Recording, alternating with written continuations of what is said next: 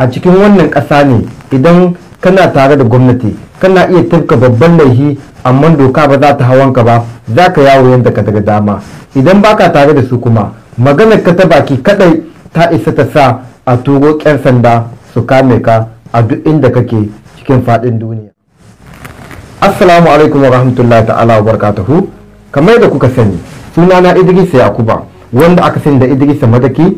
A yau na kawo muku wannan ƙasa mai suna Niger gaba gare ku. Wannan ƙasa da kuke gani ƙasa ce mai ɗumbin arziki hiye da wanda kuke tsammani, wanda duk gudan duniya manyan ƙasashe sun tabbatar da Niger ƙasa ce mai arziki, arzikin ma'adanai, abin da ya danganci man fetur da uranium da zinariya da sauransu. Shugaba mai ci a yanzu cewa da Muhammadu Isufu kan shi ya fito ya sha gayi cewa Niger ƙasa ce mai arziki. Kai sai dai idan ka kalli al'ummar ƙasar ka dibi yadda suke rayuwa, abin kuma sai ya baka tausayi, sai ka yi mamaki sosai cewa da wannan arziki da ake gaya ma ƙasar Niger ina ne yake shiga. Shugaba Muhammadu Ishu mutum ne wanda ya sha gwagwarmayar neman mulki kusan shekara 20 yana adawa, yana neman mulkin Niger don ya hau bisa wannan kujera ya yi matsayin ƙasar Niger aiki. Sai dai shugaba Muhammadu Ishu ya zo saman wannan mulki inda sojoji sun ka hamɓarar da shugaba Muhammadu Tanja Margayi, Allah ya ji kanshi ya rahamashe shi ya sa ya huta, Allah ya ba shi gidan aljanna. Inda shugaba Muhammadu Ishu ya hau wannan mulki na Niger, a yau halin da ake ciki shekara shi 10 cif saman wannan kujera ta mulkin Niger. Sai dai a mulkin shugaba Muhammadu Ishu mutane da dama waɗanda ke tare da shi da waɗanda ke bibiyar jam'iyyar shi sun yi arziki, sun samu makudan kuɗaɗe cikin wannan mulki nashi. A mulkin Muhammadu Ishu inda Niger ta shiga bashi wanda kuma bai da misali. Duk da Muhammadu Ishu ya iske man fetur shinkiɗe cikin ƙasar Niger da aka tono, shine shugaba na farko da ya yi mulkin Niger lokacin da aka tono mata man fetur. Idan ka dibi wadda al'ummar Niger take ciki yanzu, al'umma ce wadda ta kai wajen mutum miliyan 22 da ke rayuwa cikin wannan ƙasa, kuma duk yawancin al'umman matasa ne. Lokacin da shugaba Muhammadu Ishu ya zo saman mulki, sai aka ga matasa suna tururuwa suna barin ƙasashen, suna tafiya kamar irin ƙasashen su Algeria da su Libya da su Ghana da su Abuja da sauran ƙasashe da yawa cikin ƙasashenmu na Afirka, inda matasan Niger suke ta tururuwar barin Niger suna tafiya ƙasashen makwabta. Abin tambaya a nan shine arziki wanda ƙasashen duniya suke bayani cewa Niger tana da shi, kuma tabbas Niger tana da arziki yadda wadda ba ku tsammani. Abin tambayar arzikin da ke cikin ƙasar bai iya rike mutum miliyan 22 ne, ko kuma ne ke faruwa cikin ƙasar samu ta Niger. Tabbas arzikin da aka gare mu yana iya rike al'ummar Niger, al'ummar da mata hita Niger yawa. Ƙasashe da dama ba su da arzikin da Niger take da shi. Akwai wasu ƙasashe man fetur ɗaya ne ke gare su, amma sun gina ƙasashensu fiye da wadda kuke tsammani. Idan ka dubi wannan hoton, shine babban birni na Niger cewa da Yamai. Kamar yadda kun ka sani, shugabanni daban-daban sun yi ikon wannan ƙasa ta Niger, kuma kowane ya ka tashi gudunmawa wajen gina wannan birni. Amma har yanzu muna baya, kamar yadda ake gai kullum mu ne baya.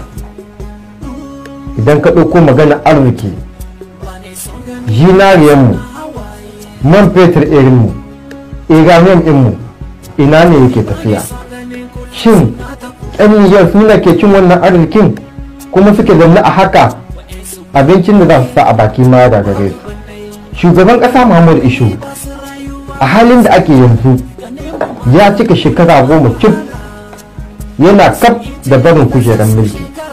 A mulkin nashi mutane da dama sun wahala, akwai garuruwa waɗanda aka tadda cikin ƙasarmu ta Nijar. A mulkin nashi waɗansu sun rasa ɗiyansu, waɗansu sun rasa ubannansu, waɗansu sun rasa uwayensu, inda duk yunwa da talauci da mutanen Nijar ke fama da shi a shekarun bayan nan kuma wani tashin hankali ya shigo musu na ƙyan ta'adda, ake biyar su ana kashewa ko aje inda suke a iske su a ce sai sun ba da jangali ko ƙyan ta'adda su kawo musu hari. Abin tambaya a nan shine arzikin Nijar, ɗan Nijar ne arzikin bai ya iya riƙewa. ɗan uwana, wannan da kake gani ƙasar Faransa ce, ka diba yadda babban birnin Faransa yake cewa da fare. Kai da kanka idan ka ɗauko babban birnin Nijar ka buga shi da wannan birni, hankali ba zai ma kamawa ba. Wannan ƙasa da kake gani cewa da Faransa, duk arzikinmu na Nijar can ne yake tafiya, kuma al'ummar da ke cikin wannan ƙasa su ne ke rayuwa da arzikinmu na Nijar. Idan ka ɗauki ƙasar Faransa, shekara sama da 60 tana haƙo iranium ɗinmu na Nijar. Idan ka ɗauki ƙasar Faransa, za ka iske wutan lantarki da ƙasar Faransa gaba ɗaya take aiki da shi, cikin kashi 3 kashi 2 duk suna samun wutar su ne daga Nijar. Inda idan ka komo Nijar, al'ummar da ke rayuwa cikin ƙasar da yawa ba su san abin da a wutar lantarki ba, sai dai suna ganin ta ne. Idan ka komo ƙasar Nijar, ka shiga ƙauyukan ƙasar Nijar, ka shiga makarantunsu, abin sai ya baka tausayi, sai ya baka mamaki. Amma idan ka koma ƙasar Faransa, za ka iskewa suna cikin wadata, yaransu suna cikin wadata, saboda ita ƙasar Faransa duk kokowa da suke yi kullum na gaba su ne ke ƙoƙarin su ga sun gina na baya. To mutane, kun iya cewa arzikin da adda Nijar al'umma ce ta yi yawa bai ya isa al'umma? A'a, arzikin da ke cikin Nijar ba mutum miliyan 20 ne da aka sani da biyu ba na Nijar ke amfani da shi. Arzikin Nijar wata duniya ce ke rayuwa cikin shi, wadda ake ce ma Faransa. Wannan da kuke gani, shugaban ƙasar Faransa yaro ne ƙarami gaban shugaban ƙasarmu Muhammadu Isu, amma duk da haka yana yi musu abin da ya ga dama don yana takama da shi ne ke mulkin ƙasar Faransa. Ƙasar Faransa da kake gani dai ƙasa ke miskiniya a gaban ƙasarmu Nijar.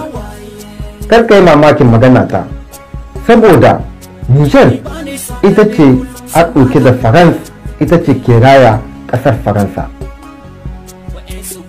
Ko ba mu kai ko ina ba, mun ka barta fannin wutar lantarki kawai ya isa mu bugun gaba da Nijar ita ce mai arziki, Faransa ita ce ƙasa miskiniya. Abinda muka sani, ƙasar Faransa ta jima tana shiga cikin siyasar mu na Nijar, suna aza muna wanda suka ga dama kuma su sarke shi a lokacin da suka ga dama. Duk lokacin da shugaba na Nijar ya tashi ya nuna zai yi matalaka shi aiki, ya nuna macewa Faransa abinda suke yi ƙasa tamu ta Nijar bai cancanta ba, to sai ku ga sun sarke shi da bisa wannan mulki ko ta kai shi da rashin rayuwar shi. Don haka muke kira da ƙyan Nijar su sani da cewa arzikin da muke bugun gaba da shi muna da shi, ba mu ne ke amfani da arzikin nan ba. Arzikin nan wasu ƙyan ƙasarmu na Nijar san ba su san ko akwai shi ba. Kamar yadda yau da aka gino man fetur ɗin na Nijar kusan shekara 10, amma wani ɗan Nijar san bai san ko an hiddo ba, don bai nan da gani a ƙasa. Kamar yadda aka ce makare ana buki a gidanku, yake mu gani a ƙasa. Al'ummar Nijar idan ka kewaye su ko ruwan sha yana yi musu wuya, wutan lantarki a babban birnin ma na Nijar ba isassa ce ba. Amma ka je ka ga inda al'ummar Faransa ke rayuwa da hutanmu ta Nijar, kamar yadda na gaya muku baya, kashi 3 kashi 2 duka suna umarni ne da huta ta Nijar. Kamar yadda kuka sani kuma, yau idan jinna ya ta ɓullu Nijar, kan na al'ummar Nijar su ci unhwaninta, sa'an nan al'ummar Faransa sun shigo da ƙarfi, shi ne za su ci unhwanin wannan jinna ya. Dan uwana, ‘yan uwata, wannan aiki da Faransa take yi muna tun kakin nan mu suna cikin wahala, har yau mu ma mun tashi mun iske wannan. Kuna so bayan mu duk su kasance a haka ne, ko kuna iya tashi mu hidda ƙasar mu? Sam wani zai tunanin cewa ai Nijar ba za ta taɓa kotuwa da hannun Faransa ba, tun da su ne sun ka ba Nijar inci. Menene inci? Nijar ta samu inci? Wannan abin tambaya ne. To ko da an samu inci, to a zahiri kuma babu wannan inci, saboda Faransa tana yin duk abin da ta ga dama a lokacin da ta ga dama cikin ƙasar Nijar. Wannan kujerar mulki ce ɗan uwa, na san baka taɓa hawanta ba, kamar yadda ban taɓa hawanta ba. A zahiri za mu gani an ɗauki mutunan mu an sa gaba, kamar yadda yau shugaba Muhammadu Ishu shi ne ke bisa wannan kujera ta mulki. Amma suwa ne a bayan wannan kujera waɗanda ke juya ta, shi ne abba mu sani ba. Ɗan uwana, kana tunani duk gwagwarmayar da Muhammadu Ishu ya yi kusan shekara 20 na yaga ya zo mulki, dan ya zo ya karya Nijar ne ya zo? Wannan tambaya tana da wuya amsa. Amma ko kai ne ka zo sama wannan kujera, muddin waɗannan Faransawa suna a bayanta, to Nijar sai ta yi mawuya al'amari. ɗan uwana, ɗan uwata, yana da kyau lokaci yayi da ya kamata mu ƙyan Nijar mu nuna mu Faransa zaluncin da take muna ya isa haka nan. Ka iya cewa Faransa ta taimaki Nijar, ta kama mata sojoji don su yi gadinta daga wasu ƙyan ta'adda. Kana nunin cewa sojojinmu na Nijar ba mazaje ba ne? Sam, sojanmu guda daidai yake da sojan Faransa guda. A wani wurin ma sozawanmu sun yi sozawan Faransa kuzari. Faransa ga taimakonmu ne za ta yi, ga makamai za ta ba sojojinmu don su je su yaƙi 'yan ta'adda, amma sai ta zo ta yi babakere cikin ƙasarmu, ta zauna da sunan tana yaƙi da 'yan ta'adda. Duk da haka bai hana 'yan ta'adda suna kashe muna sojoji, suna kashe muna talakawa ba. To menene unhwanin zaman da cikin wannan ƙasa tamu? Kiran da nake yi, ina 'yan uwanmu 'yan Nijar matasa waɗanda suka shiga cikin manyan jami'o'i suka yi karatu, karkare da wannan ilimi da ka samu ka riƙe shi kai kaɗai, ko ka gina kanka kai kaɗai. Yana da kyau ka hito ka nuna ma al'ummar Nijar abin da ke faruwa cikin ƙasar Nijar. Yana da kyau mu tashi mu gaya mu makuran gaskiya, mu nuna mai abin da suke yi muna, siyasar da Faransa take yi muna shekara da shekaru ya isa. Yana da kyau mu nuna mu makuran cewa sun ba mu incin kanmu ne. Yana da kyau su kyale mu, idan wani taimako ne su nuna muna yadda ake yin abu, mu yi da kanmu, ba su ne za su yi muna ba.